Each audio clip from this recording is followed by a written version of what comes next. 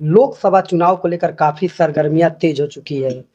तो इसमें लोकसभा घोषी की क्या भूमिका रहेगी? क्योंकि लोकसभा घोषी 2023 में हुए चुनाव, जो आगे जो चुनाव हुआ था भाई इलेक्शन, उसमें बड़ा काफी चर्चा का विषय बना रहा। लेकिन इस बार लोकसभा चुनाव में भी चर्चे का विषय बना हुआ है, क्योंकि यहाँ पर सुभाषपा के राष्ट्रीय अध्यक्ष या पार्टी के संस्थापक कहे जाने वाले ओम प्रकाश राजभर के पुत्र अरविंद राजभर मैदान में कूदे हैं। तो कितना सही रहेगा, कहाँ तक वो इनकी जीत हो सकती है और कहाँ ये मजबूत दिख रहे हैं? देखिए, नाम बताइए पहले अपना। मेरा नाम शिवाजी कन्नौजिया है जी। और हम कांग्रेस पार्टी के मास्टर ट्रेनर हैं, उत्तर प्रदेश कांग्रेस कमेटी के। और जो आपका सवाल है, ये शहीदों की धरती है। आप जिस विधानसभा में हैं, ये घोसी लोकसभा का मधुबन विधानसभा है। तो ये हमेशा कुछ न कुछ इतिहास का काम करता है और इतिहास के नाम दर्ज है ये मधुबन।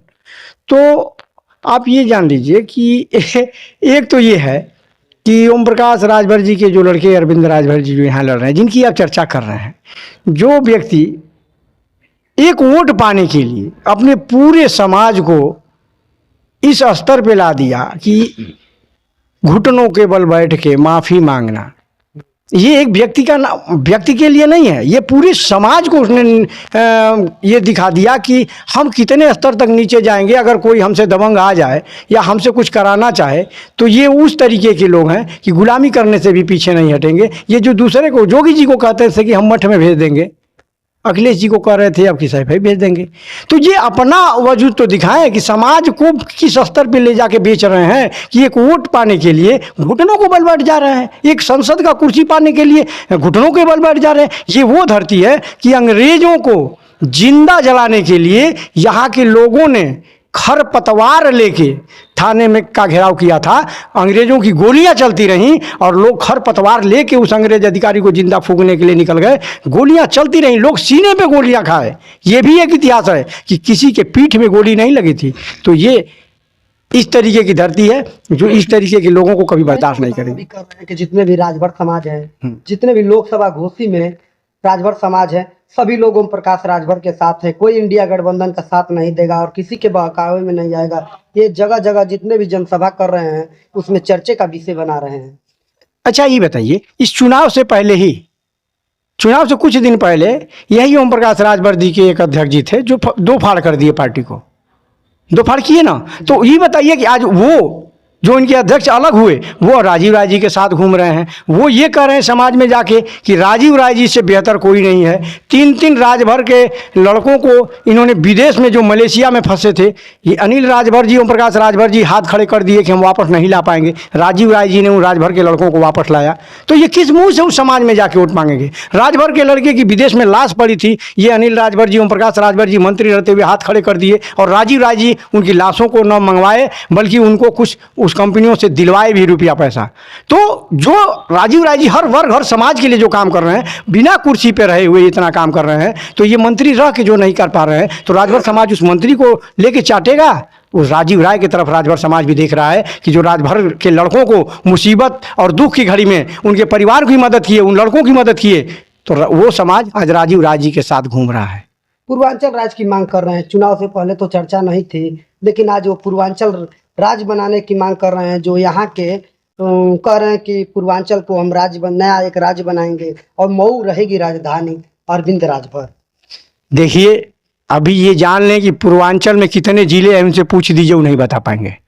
पूर्वांचल का क्षेत्रफल कितना होगा, जनसंख्या कितनी होगी, वो नहीं बता पाएंगे। ये हवा है। जैसे मोदी जी का जुमला होता है, 2 करोड़ सालाना नौकरी दे देंगे, काला धन लाके 15-15 लाख रुपया दे देंगे, है ना, 100 स्मार्ट सिटी बना देंगे, हर सांसद जीतने के बाद एक गांव को हर साल एक गोंद लेगा, उसका विकास करेगा। ये तमाम जो था ना, और बाद में इन्होंने कहा ये तो जुमला था, कोई किसी को 15 लाख रुपया देता है। तो यही चीज़ चल रही है। अरे उधर मोदी जी और इधर नीचे भी तमाम उनके लोग हैं। तो इस पर तो मैं एक ही चीज़ कहना चाहूँगा कि जैसे बड़े मियाँ तो बड़े मियाँ, छोटे मियाँ भी सुभान अल्लाह। नहीं तो देखिए, तो एक सोचने वाली बात यह है कि विकास पुरुष के नाम से जाने जाने वाले मऊ के कल्पनाथ राय जी बहुत विकास किया और उनका हर पार्टी उनकी चर्चा करती रहती है। जब चुनाव आता है तो चुनाव में ही क्यों कल्पनाथ राय जी नाम उनका आता है, क्यों नहीं उससे पहले कल्पनाथ राय जी का नाम आता है कि विकास पुरुष कल्पनाथ राय जी थे और क्यों चुनाव में ही उनको याद किया जाता है? अच्छा, पहले तो जो लोग कल्पनाथ राय जी को याद करते हैं, वास्तव में वो विकास पुरुष तो थे, लेकिन विकास किया क्यों और कैसे, किसके बल पे? कल्पनाथ राय जी कांग्रेस के नेता थे। कांग्रेस की सोच हमेशा विकास की रही है और कांग्रेस में रहने के वजह से कल्पनाथ राय जी ने विकास किया। प्रथम पंचवर्षीय योजना जब इस देश में लागू हुई थी, आप यहाँ देवारी क्षेत्र में है, जो बंधा बना हुआ है, द्वारी घाट का कैनाल पंप बना हुआ है, द्वारी घाट और बड़हलगंज को गोरखपुर को जोड़ने के लिए पुल बना हुआ है, इस तरीके की तमाम चीज़ें प्रथम पंचवर्षीय योजना में जो बनी थी। और कांग्रेस की देन है कि ये मऊ जनपद बना हुआ है। आप जो आज घोसी लोकसभा में घूम रहे हैं, हम घूम रहे हैं, हम अपने आप को जनपद मऊ का निवासी कर रहे हैं, ये जनपद मऊ के सृजनकर्ता ही कल्पनाथ राय थे। कांग्रेस पार्टी ने सब कुछ दिया, कांग्रेस पार्टी ने विकास को बढ़ावा दिया, चीनी मिल दिया घोसी में, कटाई मिल दिया, जो आज 35 वर्षों से 3 दशक से ऊपर से कांग्रेस यहाँ सत्ता में नहीं है, ये कटाई मिल को इन लोगों ने बंद कर दिया। चीनी मिल आज औने पौने दाम में बिकने के लिए कगार पे खड़ी है। देवारी में गन्ना कम हो रहा है इसलिए कि चीनी का भुगतान नहीं हो रहा है लोगों को। तो कलेक्टरी देख लीजिए, कचहरी देख लीजिए, तमाम इस तरीके की जो हमारे यहाँ कलेक्टरी, कचहरी, दीवानी और ये विकास भवन जो बने हुए हैं, ये पूर्वांचल के किसी जिलों में इतने नहीं बने हुए। तो इसका श्रेय किसको जाएगा? कांग्रेस को जाएगा। कांग्रेस हमेशा, आज जो कांग्रेस चुनाव लड़ रही है, ये 5 न्याय पे चुनाव लड़ रही है। युवाओं को, बेरोजगारों को, जो ग्रेजुएट हैं या डिप्लोमा धारक हैं, उनको 1 लाख सालाना मिलने जा रहा है। और उसके बाद 30 लाख जो सरकारी नौकरियां इन्होंने बंद की है, एक आज जो केंद्र में सरकार बैठी है, जुमलेबाजों की जो सरकार है, उस 30 लाख नौकरियों को चंद महीनों के अंदर ये कांग्रेस की सरकार और इंडिया गठबंधन की सरकार बनने के बाद भर्ती होने जा रही है। उसमें 50% महिलाओं के लिए आरक्षित किया जा रहा है।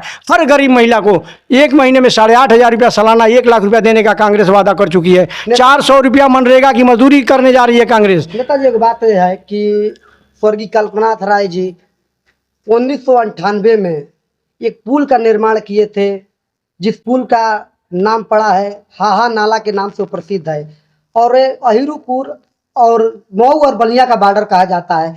वहां पर पुल तो बन गया, लेकिन पुल के आगे का रास्ता अभी तक नहीं बना है, लेकिन कोई जनप्रतिनिधि उस पर ध्यान नहीं दे रहा है। ये आप अभी तो मैं यही कह रहा था कि 3 दशक से ऊपर हो गया कांग्रेस को इस प्रदेश से सत्ता में आए हुए। अंतिम मुख्यमंत्री थे वीर बहादुर सिंह जी। मात्र 6 महीने के कार्यकाल में गोरखपुर का वो विकास किए थे जो आज गोलघर के नाम से जाना जाता है। उस गोरखपुर के सुंदरीकरण में भी बाबा आदित्यनाथ जी कोई विकास नहीं कर पाए। 7 साल, 2 बार पूरा मुख्यमंत्री, 1 साल 5 साल पूरा कर चुके हैं, दूसरा टर्न चल रहा है। उनके विकास को, 6 महीने के विकास को देख लीजिए तो कुछ नहीं है। और जो आप पुल की बात, पुलिया की बात कर रहे हैं, वो कल्पनाथ राय जी ने उसका नींव रखा था, उसके पिलर को तैयार कराया था। उसके बाद उनकी आकस्मिक मृत्यु हो गई और उस नहीं कर पाए। उसके बाद आप सोच लीजिए कि जो विकास भवन, कलेक्टरी, कचहरी बनाया कल्पनाथ राय जी ने, उसकी रंगाई पोताई ये सरकारें नहीं कर पा रही है, तो पुल पुलिया के अगल बगल मिट्टी और इंटरलॉकिंग और खड़ंजा कहाँ से करा पाएंगे? वहीं के सांसद हरिनारायण राजभर थे, को बनवा देना चाहिए। वहीं बगल के सांसद है कि इस बार घोसी में कुछ परिवर्तन दिख रहा है। घोसी की जनता मन बना चुकी है इन जुमलेबाजों से, इन नकली वादा करने वालों से, इन धोखेबाजों से, जो जनता का हक और अधिकार मार लिए हैं, उनको बेरोजगार कर दिए हैं। जितने लोगों को कोरोना में पैदल भेजे थे, जो अपने गांव आए हैं, आज अपने गांव आके ठेला लगा रहे हैं, रिक्शा चला रहे हैं। बच्चों को की फीस महंगी हो गई, दूध पे, कापी पे, किताब पे, यहाँ तक कि कफन तक पे जो आदमी को अंतिम संस्कार के समय यूज होता है, उस पर भी GST लग गई। कैसे लोग रहेंगे? और ऐसे सरकार को, ये सरकार, यहाँ की घोसी की जनता बदलने जा रही है और यहाँ से एक ऐतिहासिक जीत राजीव राय जी को दे के और संसद में भेजने का काम करेगी। और उसके बाद कांग्रेस यहाँ पूर्ण रूप से कल्पनाथ राय जी के छोड़े अधूरे काम को पूरा करने का वादा कर